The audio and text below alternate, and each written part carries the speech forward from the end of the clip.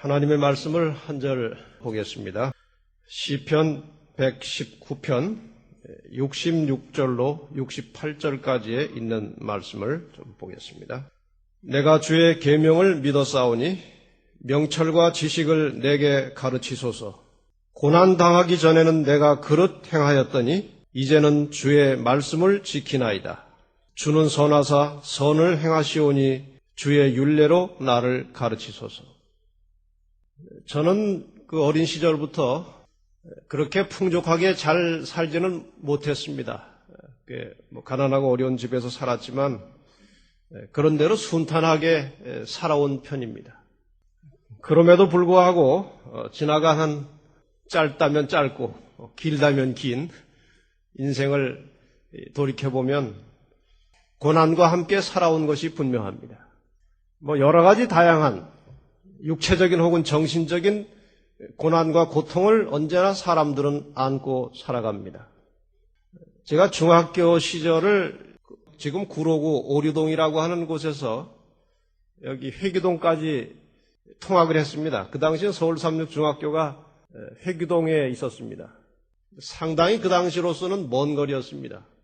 근데 저희 집에서 오류동역까지 일단 걸어 나옵니다. 걸어 나와서 이제 오리동역에서 서울역까지 기차를 타고 와서 서울역에서 23번 버스를 타면 이쪽 이문동 가까이 지금 회기역 근처에 버스가 서면 거기 내려서 이제 학교까지 또 한 15분 정도 걸어갑니다. 근데 어느 날 아침에 그 집에서 역까지 걸어 나오는데 중학교 1학년 한 2학기 겨울인 것 같습니다. 그 눈보라가 몰아치는데 얼마나 그 눈보라가 매섭게 몰아치는지 저희 집에서 역까지 나오는 그 30분의 거리가 정말 지옥처럼 느껴졌습니다. 얼마나 심한지. 그때 어린 중학교 1학년짜리가 나름대로 우산은 받쳐들긴 했지만 아무 소용도 없습니다. 얼마나 비바람이 세게 그 눈보라가 몰아치는지. 참 내가 이 고생을 하고 학교를 다녀야 되나 그 생각이 들더라고요. 그 당시 그 순간은 정말 아주 고난의 시간이었습니다. 중학교 3학년 졸업할 때가 되었습니다. 대개 이제 금요일 저녁에 헌신 예배를 드리고 안식일에 졸업 예배를 드립니다. 금요일 저녁 헌신 예배를 마치고 지금 삼육대학 후문에서 자취하고 있던 한 친구 집에서 한 대여섯 명이 그냥 자게 되었습니다. 여러 날 동안 안 쓰던 집에 이제 연탄불을 피우고 몇 친구들이 모여 앉아서 이런저런 얘기를 하다가 잠이 들었습니다. 근데 부엌에 제일 가까운 문 쪽에 제가 누웠고 그 다음에 이렇게 차례차례 한 대여섯 명이 이렇게 일렬로 누워서 자고 있었습니다. 어느 한 친구가 새벽 한 4시 반경에 어떻게 눈을 떴습니다. 조금 그 부엌 문 쪽에서 멀리 자던 친구가 눈을 떴습니다. 분명히 그것은 천사가 깨운 것이지 아마 저절로 일어난 것은 아니라고 생각합니다. 눈을 떴는데 제 사지가 틀리고 있더래요. 막 손이 틀어지고 아주 심상치 않더라는 겁니다. 그래서 보니까 연탄가스를 먹은 거예요. 제가 제일 부엌 문 가까이서 잤기 때문에 제일 많이 마신 것 같아요. 그래서 이 친구가 나가서 그 옆에 집에 한 집에 대문을 두들기고 그냥 연탄가스라는 소리만 한번 지르고 자기도 쓰러졌습니다. 그래서 그 주변에 한두 집이 막 다 일어나가지고 저희들을 깨우다가 김치국물을 마시우고 해가지고 그때 그 친구가 그 시간에 안 일어났으면 죽은 것입니다. 이 자리에 설 수도 물론 없었겠죠. 참 고난의 시간이었습니다.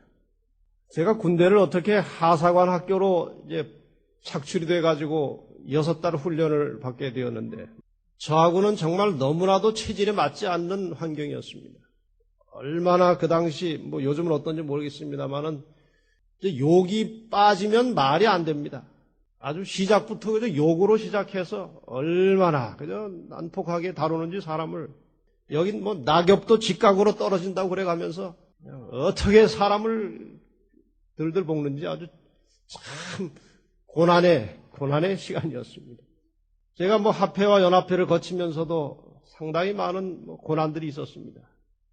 한번 합해 있을 때인데 일이 얼마나 그냥 한꺼번에 많이 몰아닥쳤는지 정말 한계를 느끼는 겁니다. 갑자기 그럴 때가 있습니다. 몇 가지 행사 같이 막 이렇게 몰아닥치면서 예기치 않은 일들이 발생하고 하면 이제 한계가 온 것 같아요. 그래가지고 스트레스가 얼마나 심하게 왔는지 맥박이 뛰다가 멎어요. 한참 있다가 뜁니다. 그 다음에 떨리기도 하고 이렇게 맥박이. 전혀 그런 경험을 해본 적이 없었기 때문에 이제 겁이 나가지고 병원에 가봤더니 스트레스가 과다해서 부정맥이 왔다는 겁니다. 연합해 있을 때에도 마찬가지입니다. 역시 고난은 고난입니다. 참 사람들이 이상합니다. 무엇을 원칙대로 바르게 하는 것을 좋아하는 사람이 있고 그런 건 별로 안 좋아하고 그냥 융통성 있게 좋은 게 좋은 거라 그런 식으로 사는 사람들이 있어요. 연합회라고 하는 것이 이제 교회 전체를 향해서 제가 맡은 부서에 있어서 어떤 원칙을 만들기도 하고 이렇게 적용하고 이렇게 실행을 하는데 그 좀 원칙대로 하면은 그 좋은 게 좋은 거다 하는 식으로 사는 사람들이 뭘 그렇게 그냥 원칙대로 따지고 하느냐고 뭐라고 그러고 또 좀 이렇게 좀 느슨하게 하려고 하면 원칙대로 해야지 또 왜 그러냐고 하고 늘 인간 주변에 우리 삶의 주변에 고난이 있습니다. 목회하는 동안에는 또 고난이 없겠습니까? 여기도 역시 고난이 있습니다. 직접 제가 당하지 않는 일에도 고난을 받는 것입니다. 교우들 간에 서로 약간 불화가 생기면 그것이 저에게 고난으로 오는 것입니다. 그러지 말았으면 좋겠는데 화목하게 지냈으면 좋겠는데 교회 자리가 비어도 고난이 오는 것입니다. 왜 안 오셨을까? 그분은 오셔야 될 분인데 오늘 왜 안 오셨을까? 심지어는 설교 시간에도 꼭 와서 함께 예배를 드리기로 한 분인데 이렇게 안 보이면 설교 도중에도 머리에 약간 혼란이 옵니다. 말은 하면서도 그분이 왜 안 오셨을까? 그런 생각이 또 이렇게 들어올 때가 자주 있습니다. 인간의 삶은 어떤 면에서 고난의 연속입니다. 여러분 어떻습니까? 육체적 고난을 받든지 정신적으로 고통을 받든지 우리 모두는 크고 작은 고난을 헤치면서 살아가고 있습니다. 어느 날 갑자기 사고를 만나서 몸이 상할 수도 있습니다. 결혼을 해서 한 아이를 정말 아주 고통 속에 아이를 하나 낳았는데 성장하면서 보니까 사지가 틀리고 몸이 자유롭지 않은 아이로 자라나는 것입니다. 지체 부자유로 자라나는 것입니다. 그러면 본인과 함께 가족들의 고난이 시작됩니다. 결혼해서 시부모를 모시고 사는데 시아버지가 중풍으로 쓰러졌습니다. 몸이 거동을 못합니다. 수발을 해야 되는 것입니다. 역시 고통입니다. 어머니가 치매에 심하게 걸렸습니다. 그런데 돌아가시진 않고 10년, 20년을 그렇게 사십니다. 고난입니다. 고난이 시작된 것입니다. 운영하던 회사가 갑자기 부도가 났습니다. 남부럽지 않게 살다가 하루아침에 거지 신세가 되었습니다. 정말 고난이 또다시 찾아오는 것입니다. 때로는 남편이 죽기도 하고 아내가 죽기도 하고 불행한 일이지만 자식이 먼저 죽을 때도 있습니다. 어느 날 갑자기 질병이 찾아왔습니다. 진단해 보니까 암입니다. 고통과 고난이 시작됩니다. 나는 아무 잘못도 없는데 누가 어떻게 일을 만들어서 고소를 합니다. 아무 잘못도 없는데 고소를 당한 것입니다. 수험생, 입시생들의 고난이 심합니다. 정말 제대로 한번 마음 놓고 자기 하고 싶은 일도 못한 채 고등학교 3학년까지 입시를 위해서 죽을 고생을 합니다. 고난을 당합니다. 어떤 사람이 나하고 비슷한 또래인데 나보다 더 유능하고 나보다 더 잘나 보이면 괜히 시기심이 생기고 질투가 납니다. 안 그러고 싶은데 이상하게 자꾸 마음이 그렇게 됩니다. 고난입니다. 고통입니다. 왜 그런지 모르겠습니다. 고해와 같은 세상이라고 하는 말이 있죠. 고해. 고해가 무엇입니까? 고해. 고난의 바다입니다. 고난의 바다. 모든 인간은 고난의 바다를 헤엄쳐 가다가 끝내는 죽음으로 인생이 끝납니다. 이 고난의 바다를 헤엄쳐 가다가 풍랑을 만나서 예기치 못한 죽음을 맞이할 수도 있고 때로는 사나운 고기에 물려서 상처를 입거나 치명상을 입고 쓰러질 때가 있습니다. 그런 것은 만나지 않았지만 기력이 다 해서 이제 탈진이 돼서 생이 끝날 때도 있습니다. 인간은 어떻게 해서라도 이 고난과 고통을 피하려고 하지만 이상스럽게도 고난과 고통을 끊임없이 우리를 찾아옵니다. 우리는 피하고 싶지만 찾아오는 것입니다. 그런데 그렇게 끊임없이 고난과 고통이 닥쳐오지만 어떻게 해서라도 살려고 합니다. 참 신비한 일입니다. 그렇게 고통스럽고 고난이 연속되는 인생이지만 살고 싶어 한다는 것이 참 신비스러운 일입니다. 고난은 왜 오는 것인가? 고난이 왜 오는가? 전도서 1장 13절에 보면 지혜자 솔로몬이 이렇게 말했습니다. 마음을 다하며 지혜를 써서 하늘 아래서 행하는 모든 일을 궁구하며 살핀즉 이는 괴로운 것이니 하나님이 인생들에게 주사 수고하게 하신 것이라. 이 온갖 세상의 부귀영화를 누리며 살았던 솔로몬도 하늘 아래서 인간이 행하는 모든 일을 궁구하여 살펴본즉 괴로운 것이라고 결론을 내렸습니다. 사실 그 사람은 우리보다 훨씬 괴로울 것이 없는 사람입니다. 하고 싶은 것 마음대로 할 수 있는 사람이었습니다. 그러나 괴로웠다는 것입니다. 하나님께서 인생들에게 주사 수고하게 하신 것이라, 이 말을 우리가 잘못 알아들으면 하나님께서 의도적으로 인간에게 고통을 주신 것처럼 들릴 수도 있습니다만 그것은 결코 아닙니다. 하나님께서 사람을 계획적으로 의도적으로 고생을 시키고 시험을 하지 않으십니다. 성경 야고보서 1장 13절에 보면 사람이 시험을 받을 때 내가 하나님께 시험을 받는다 하지 말지니 하나님은 악에게 시험을 받지도 아니하시고 친히 아무도 시험하지 아니하시느니라. 하나님이 우리를 직접 계획적으로 의도적으로 시험하지 않으십니다. 그러면 고난이 과연 무엇인가? 창세기 3장 17절과 18절의 말씀을 보겠습니다. 인간이 범죄한 후에 하나님께서 아담과 하와와 대화를 나누셨죠. 아담에게 이르시되 내가 내 아내의 말을 듣고 내가 너더러 먹지 말라 한 나무의 실과를 먹었은즉 땅은 너로 인하여 저주를 받고 너는 종신토록 수고하여야 그 소산을 먹으리라. 종신토록 무엇을 하여야? 수고하여야 소산을 먹으리라. 땅이 내게 가시덤불과 엉겅퀴를 낼 것이라.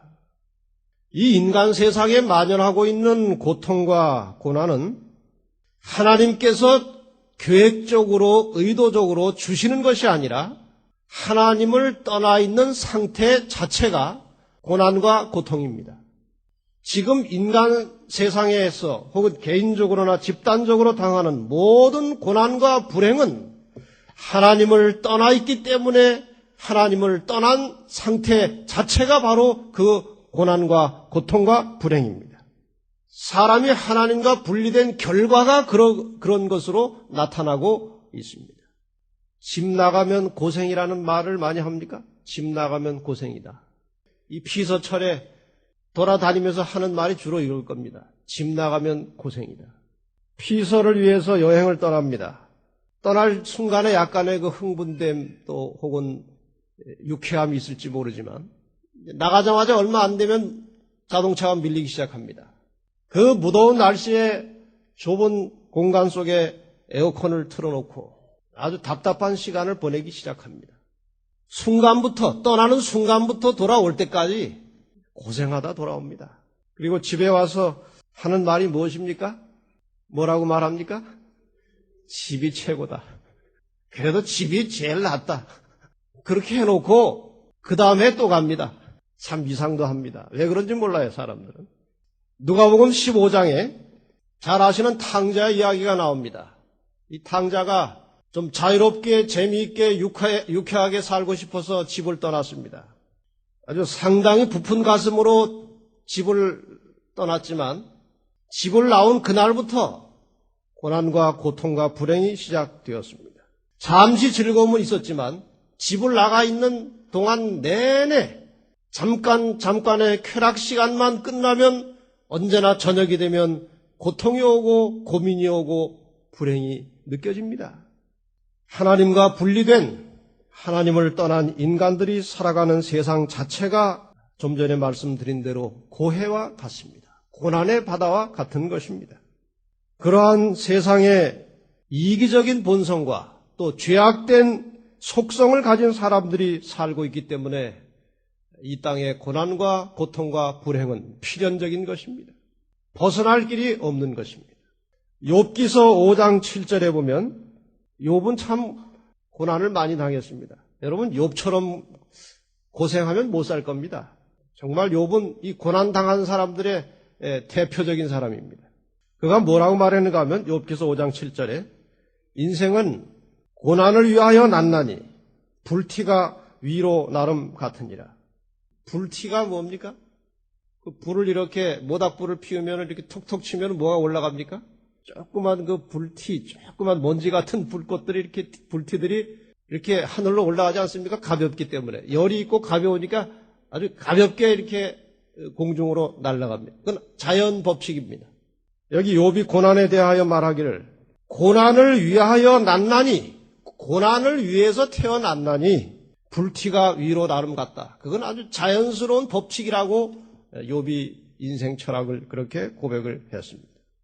이 땅에 고난이 오는 이유는 세 가지입니다. 물론 다르게도 설명할 수 있지만 제가 말씀을 준비하는 중에 이 명상을 통해서 생각을 통해서 추적해 본 결과 세 가지입니다. 고난이 오는 이유 세 가지입니다. 첫째로 지금까지 계속 말씀드린 대로 우리가 태어난 세상 자체가 고난의 바다이기 때문에 고난이 옵니다. 이 바다를 우리는 죽을 때까지 헤어나올 수 없습니다. 두 번째, 인간의 죄된 본성 때문에 이기적인 욕망과 욕심들이 고난을 만들어냅니다. 성경 야고보서 1장 14절과 15절에 보면 오직 각 사람이 시험을 받는 것은 자기 욕심에 끌려 미혹됨이니 욕심이 잉태한 즉 죄를 낳고 죄가 장성한 즉 사망을 낳느니라. 자기 사욕 때문에 안 그래도 고해와 같은 세상을 살아가고 있는데 개인적인 욕망과 욕심 때문에 또 부가적으로 닥쳐오는 고난과 고통과 불행이 또 있습니다. 자기 욕심에 끌려서. 세 번째는 이 땅에 우리 눈에 육안으로 보이진 않지만 분명히 악한 천사, 사탄, 마귀, 악령이 존재하고 있습니다. 이 사탄은 어떻게 해서라도 인간을 불행하게 만들고 고통 속에 몰아넣기 위해서 쉬지 않고 일하고 있습니다. 베드로전서 5장 8절에 보면 근신하라 깨어라 너희 대적 마귀가 우는 사자같이 두루다니며 삼킬 자를 찾는다고 기록하고 있습니다. 자, 그러면은 피할 수 없는 이 불가피한 이 고난을 어떻게 대처할 것인가? 최소한도 우리는 고난을 자초하는, 고난을 스스로 불러일으키는 일은 하지 말아야 합니다. 안 그래도 고난이 많은데 고난을 자초하는 사람들이 있습니다. 투기성 사업에 뛰어들어서 일하면 안 됩니다. 그건 언젠가 고난이 올 것이 예측된 것입니다. 위험한 일을 아주 모험심을 가지고 너무 쉽게 달려드는 사람은 결국 고난 속에 끝납니다. 아주 무모한 일을 하는 사람들이 있습니다. 위험한 일을. 그 본인들이 들으면 저를 보고 참 시대에 뒤떨어진 이상한 사람이라고 할지 모르지만 저는 이렇게 가파른 암벽을 왜 타고 올라가는지 모르겠어요. 정말 보는 사람도 아주 아찔한 그 일을 성취감을 얻으려고 하는지 이렇게 지는 힘을 늘려고 하는지 모르겠습니다만 거기를 왜 올라가는지 잘 이해가 안 갑니다. 저는. 그건 그렇게 해서 그런 일 하다가 떨어져 죽은 사람들이 얼마나 많습니까? 그런 일을 즐겨하는 분들에게 참 죄송합니다만 제 머리를 이해가 안 가서 좀 그런 말씀을 드렸습니다. 그런 일들이 많습니다. 자동차를 왜 그렇게 빨리 뭡니까?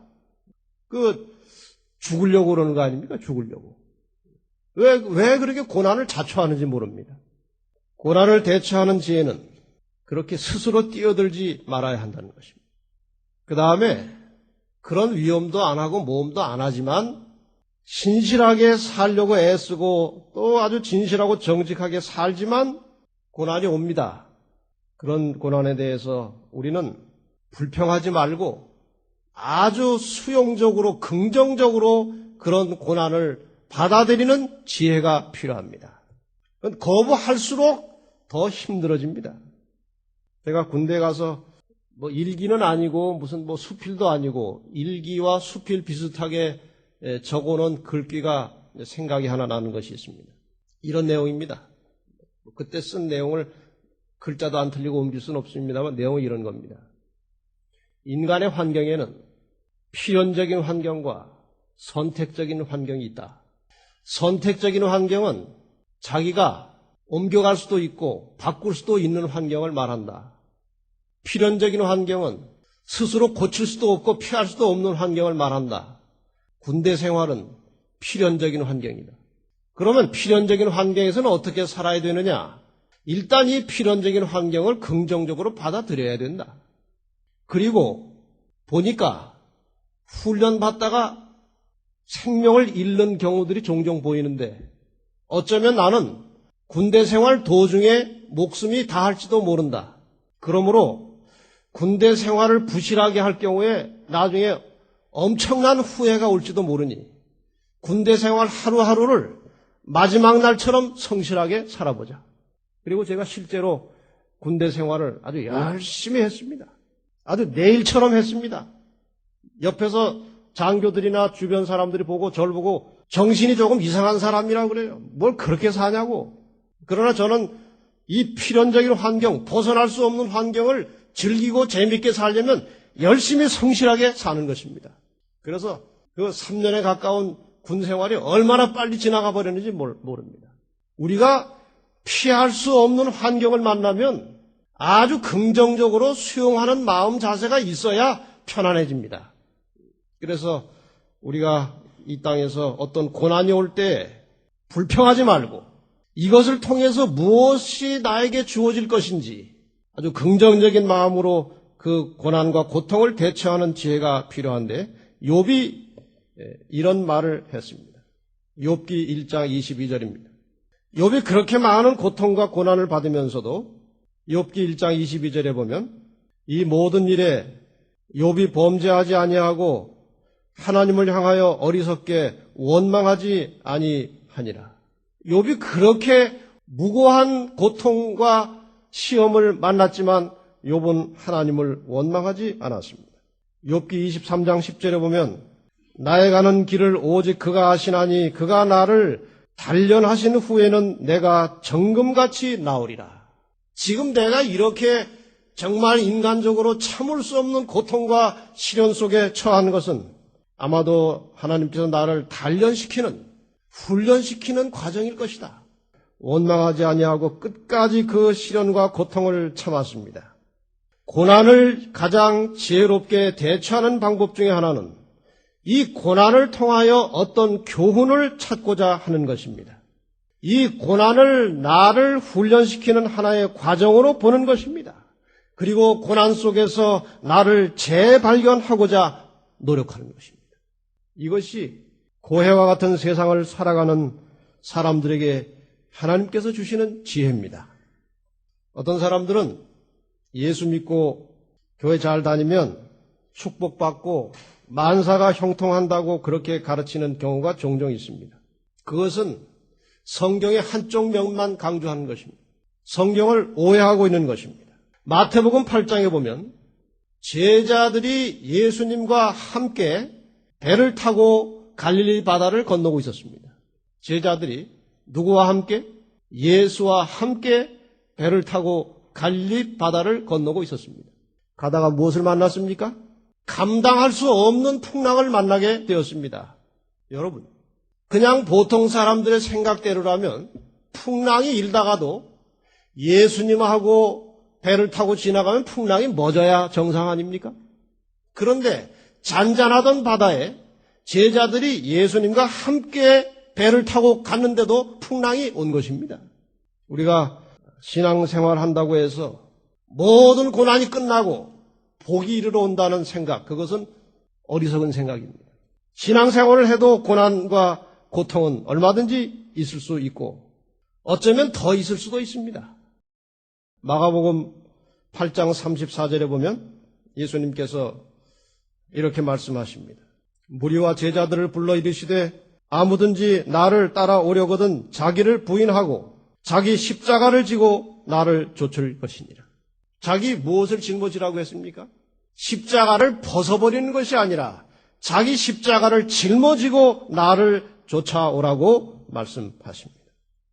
사도 바울의 이러한 경험이 오늘 우리에게 대단히 귀중한 교훈을 남기고 있습니다. 고린도후서 12장 7절로 9절에 보면 사도 바울이 이렇게 기록했습니다. 여러 계시를 받은 것이 지극히 크므로, 사도 바울은 하나님께 많은 계시를 받은 것 같습니다. 지극히 크므로 너무 자고하지 않게 하시려고, 사도 바울이 하나님께 직접 계시를 많이 받았기 때문에 다른 사람들에 대하여 자기가 자만하고 자고할 것 같아서 그렇게 하지 않도록 하시기 위해서 내 육체의 가시 곧 사단의 사자를 주셨으니 이는 나를 쳐서 너무 자고하지 않게 하려 하심이니라. 그게 무엇인지는 명시되어 있지 않습니다. 사도 바울이 지니고 있던 그 몸의 가시가 무엇인지 명시되지 않았지만 많은 성경학자들이 추측해서 해석하는 것은 그가 다메섹으로 가던 도중에 예수님을 만났습니다. 강력한 빛을 만났습니다. 그때 눈이 어떻게 됐습니까? 눈이 멀었습니다. 나중에 치료를 받고 보긴 했지만 아마도 그 뒤로 사도 바울에게 계속 이 안질이 있어가지고 눈이 편치 못한 상태로 평생을 살았을 것이라고 하는 추측이 있고, 여기 지금 내 몸에 있는 가시가 아마 그것이 아닌가 그런 추측이 있습니다만 정확하지는 않습니다. 그것 때문에 늘 고통 속에 있었습니다. 이것이 내게서 떠나기 위하여 내가 3번 죽게 간구하였더니 주님 좀 이 고통 좀 없이 해주십시오 하고 3번 주님께 기도했습니다. 아주 정식으로 아마 기도를 한 것입니다. 3번 하는 걸 보니까. 간구하였더니 내게 이르시기를 내 은혜가 내게 족하도다. 이는 내 능력이 약한 데서 온전하여 짐이라 하신지라. 기도 응답을 받았습니까? 못 받았습니까? 못 받았습니다. 사도 바울도 자기의 그 어떤 한 가지 그 가시, 어떤 육체의 고통을 제거해달라고 정말 계시를 직접 받은 대사도임에도 불구하고 그가 하나님께 기도했을 때에 응답하지 않으시고 내 은혜가 내게 족하다. 이것은 내 능력이 약한 데서 온전하여 짐이라. 우리 모두가 다 편안하고 자신만만하면 우리 속에 그리스도의 능력이 역사할 공간과 여지가 없어집니다. 어느 한쪽이 약하고 어느 한쪽이 부족하고 어느 한쪽에 고난이 있을 때에 그 속에서 우리는 주님을 애타게 찾게 되는 것입니다. 사도 바울도 그 기도를 응답받지 못했습니다. 그 뒤에 사도 바울은 어떻게 했는가? 이러므로 도리어 크게 기뻐함으로 나의 여러 약한 것들에 대하여 자랑하리니 이는 그리스도의 능력으로 내게 머물게 하려 함이라. 내가 너무 온전하고 아무런 장애가 없고 모든 것이 다 만족스러우면 그리스도의 능력이 내게 머물 겨를이 없다는 것입니다. 머물 수가 없기 때문에 나의 이러한 약함, 나의 고난, 나의 고통과 불행을 통해서 언제나 주님이 내 속에 머물러 계시고 주님의 능력이 나를 통해서 나타나기 때문에 나는 내 연약함 때문에 도리어 크게 기뻐한다고 신앙을 고백하였습니다. 여러분, 개인적으로 여러 가지 인간적 고난과 고통이 있을 때 그 고통을 통해서 하나님께서 내 속에 임재하시고 내가 하나님을 찾을 수 있다는 것에 대해서 기뻐하시고 감사하시기를 바랍니다. 고난을 다르게 표현하면 나를 끊임없이 하나님과 연결시켜주는 고리입니다. 다시 말씀드리겠습니다. 고난은 나를 끊임없이 하나님과 연결시켜주는 고리입니다. 고리가 나를 하나님께 연결시켜주는 고리가 끊어지면 좋겠습니까? 붙어있으면 좋겠습니까? 붙어있으면 좋겠습니까? 그러면 고난이 있을 때 내가 하나님과 연결되어 있음에 대하여 감사하시기를 바랍니다. 이래서 이 땅에 고난이 있는 것입니다. 제가 이 말씀을 준비하면서 반성을 했습니다. 교회가 다 평안하고 매 안식일마다 한 10대 명씩 교인이 새롭게 들어오고 굉장히 교회가 부흥하면 안식일마다 화요일마다 금요일마다 교회가 꽉꽉 차고 그러면 제가 생각해 보니까 기도할 것 같지가 않아요. 기도 안 해도 척척 잘 되는데 뭘 위해서 기도하겠습니까? 이렇게 교회에 고난이 있으니까 더 열심히 기도함으로 하나님과 연결되고 하나님을 더욱 가까이 찾고 부르짖는 것입니다. 그래서 제가 앞으로는 혹시 교회가 좀 비고 힘들어도 어려워하지 않고 더 열심히 기도하기로 결심했습니다. 여러분 개인적으로도 당하는 고난과 고통이 오면 불평하여 원망하지 마시고 더 열심히 하나님을 찾고 기도하시기를 바랍니다. 예수님께서 인간들이 고통 속에 어떻게 살아야 될지를 보여주시고 가르쳐 주셨습니다. 여러분 예수님보다 더 고난당하고 고통당하신다고 생각하십니까?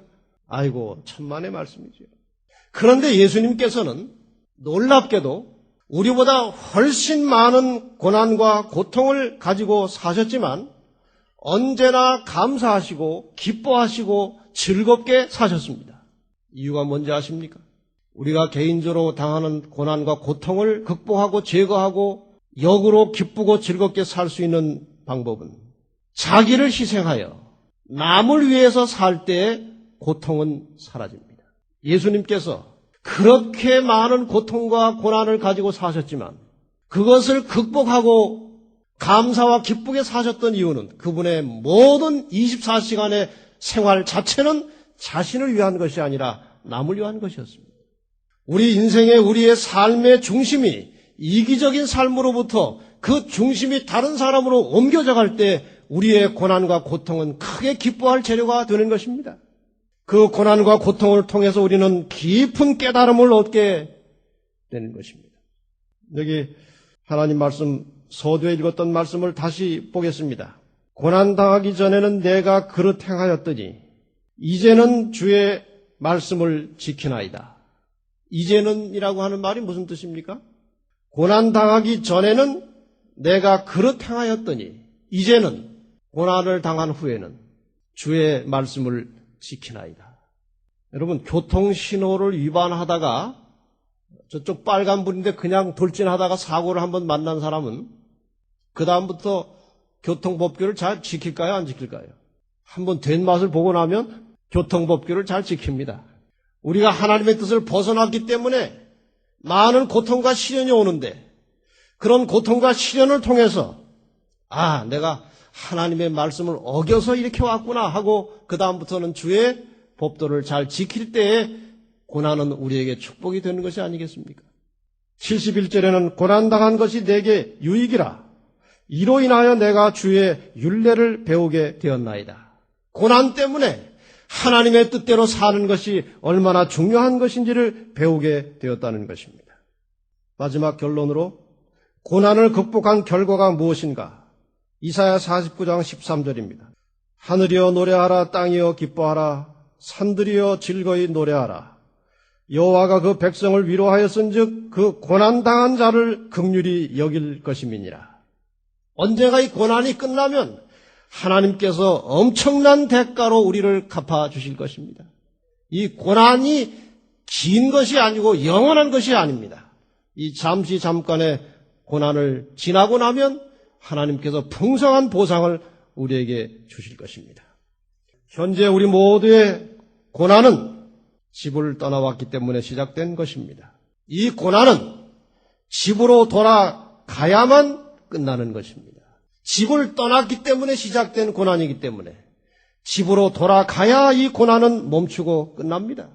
우리 모든 함께 더불어 살아가는 동료 인간들, 동료 사람들 다 고난의 바다를 헤치고 살아갑니다. 우리 그들에게 함부로 대하지 말고 고통을 더해주는 사람이 되지 말고 이 고난의 바다를 같이 걷고 있는 우리 모든 주변 사람들에게 위로와 희망을 나누어주는 사람들이 되시기를 바랍니다. 여기 이런 말씀이 있어서 읽겠습니다. 남에게 오해받으면서도 끝내 변명하지 않고 숨겨둔 말이 얼마나 많습니까? 이루어 가기보다 포기하고 접은 일들이 얼마나 많습니까? 나는 이러는데 당신은 왜 그러냐고 말하지 맙시다. 나는 웃고 있는데 당신은 왜 울고 있냐고 묻지 맙시다. 감추고 있는 것들을 다 드러내면 다 똑같고 숨기고 있는 것이 다 밝혀지면 그가 더 빛날 수도 있습니다. 이 세상 어느 누구도 마음의 문을 다 열고 살아가지 않습니다. 이런 우리들이 할 수 있는 일이란 오로지 서로 사랑하는 일입니다. 눈에 보이지 않는 것을 보고 입으로 하지 않은 말을 들으면서 끝까지 믿고 기다리는 일입니다. 여러분 이 말씀에 대한 설명 없이도 이 말씀을 가슴속에 잘 새겨두시기를 바랍니다. 다른 사람이 나하고 다르다고 이상하게 보지 마시기를 바랍니다. 모든 사람은 각자가 가지고 있는 십자가가 있고 고난이 있습니다. 다른 사람을 다르게 보지 마시고 이상하게 보지 마시고 그 사람이 내놓지 못한 말이 얼마든지 많이 있을 수 있습니다. 우리 동료 인간들을 사랑하면서 살아가시기를 바랍니다. 저는 야구 이야기로 오늘 말씀의 끝을 맺겠습니다. 여러분 야구 경기를 보시면 타자가 공을 딱 친 다음에 어떻게 합니까? 쫓아나갑니다. 그 야구에는 베이스가 4개가 있습니다. 그 제일 캐쳐가 앉아있는 베이스를 뭐라고 합니까? 홈 베이스라고 하고 그 다음에 첫째, 둘째, 셋째 베이스를 first, second, third 이렇게 합니다. 타자가 공을 친 다음에 어디를 떠납니까? 홈을 떠납니다. 못하기 위해서 떠납니까? 다시 돌아서 홈인 하려고 떠납니다. 근데 홈인 할 때까지 편안합니까? 고통스럽습니까? 그 9명의 수비수들이 홈으로 들어가지 못하게 끊임없이 경계하고 죽이려고 합니다.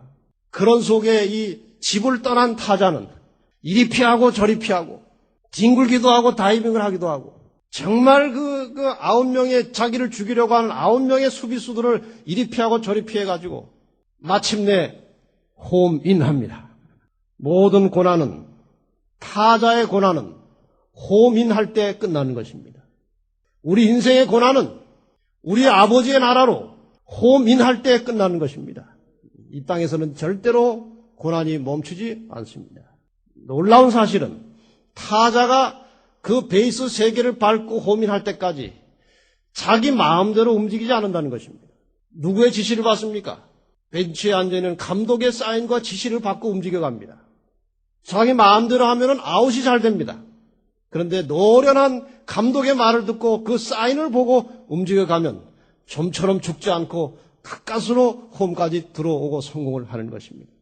여러분이 집을 떠난 이후에 당하는 모든 고통의 길을 살아가실 때 우리의 감독 되시는 예수 그리스도의 코치를 절대적으로 따르시기를 바랍니다.